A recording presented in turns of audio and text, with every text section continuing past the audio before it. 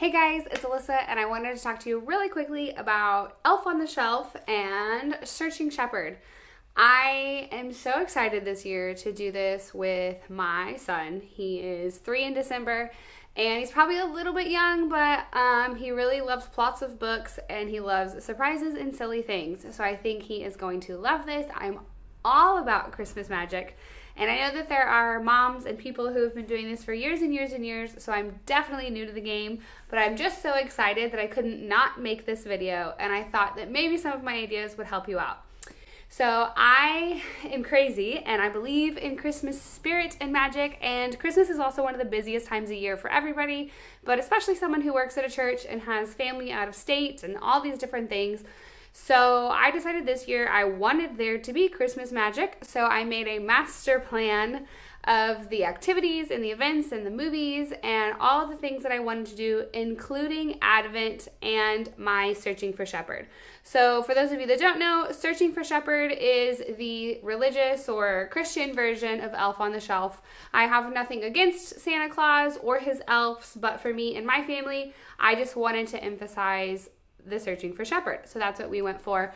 But I think all of this still applies. The only difference is he's not here to watch you for Santa Claus. He is here looking for baby Jesus in the manger.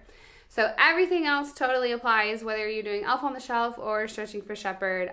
Either way, I'm super excited. So I went around and I set up some of my things today, testing them out, and I wanted to share them with you, and I will report back to you on how it goes for me this season. But here's some of my ideas and setups.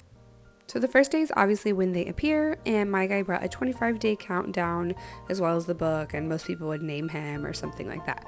Then I move into a category of activities.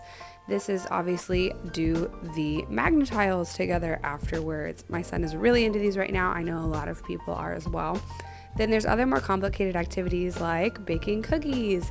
And I would do these like maybe later in the day, not necessarily right when he found them, but it gives him like a clue to something we might be doing later. And a fun way to make a mess or do something fun with the elf or the shepherd. This is supposed to be hot cocoa, to be honest with you. I just didn't have all the supplies when I recorded this, but you could do hot cocoa, s'mores, something like that. I've seen a lot of really cute pictures. And then obviously making a birthday cake for Jesus. Even if you're not super religious, I feel like a lot of people still acknowledge that, and it could be fun for everybody. And who doesn't love making a cake? This is one of my favorite ball pit themes. I have a nutcracker using my Christmas decorations, but I also have the Woody doll, which I used because he has bendable knees, and so I can really make him look like he's jumping in the ball pit. And I have a ball pit for him to play with later. Going on with Woody, my kid is really into Toy Story right now, so maybe set up something like Disney or something for a movie if you have toys. This one's not very elaborate, but you can get really into that, of course. Then my next category doubles as things that are cute and things that I maybe want my son to build habits on, like working out, watering the plant. Just to clarify, working out for fun, but watering plants, just building like small routines, maybe walking a pet. We don't have pets, but my son loves dinosaurs. So these are just cute things that you could encourage, like Elf on the Shelf or the Shepherd loves to do these things. Maybe we can continue to do them or whatever. And then the easiest category is just throwing him into your decorations. These are great for a morning where maybe you forgot or you're really busy that night. Just adding him to some Christmas spirit that you may already have. I, for some reason, didn't get a good shot of this, but he's like pulling something down for that one, and it's really silly. This one's pretty hidden. I added some dinosaurs to make it a little more fun. Again, just doing things that your children like, drawing their attention. My tree is obviously not decorated, but I threw a couple things on there just for kicks and giggles, just so you can see. These are the super easy ones. And then this one could double as a religious one if you wanted to, knowing the shepherds followed the stars, putting him closer to the star of the tree, closer to the day of arrival. This one would also be considered just fun, but you could also add some walking in his path, walking in his way, scriptures to it. That's what we'll be doing on this day. Also, we just love shoes as a family. And then the most blatantly Christian one is the Bible study, but this also goes as like habits if you want to build, or just things you want to encourage your kid to see.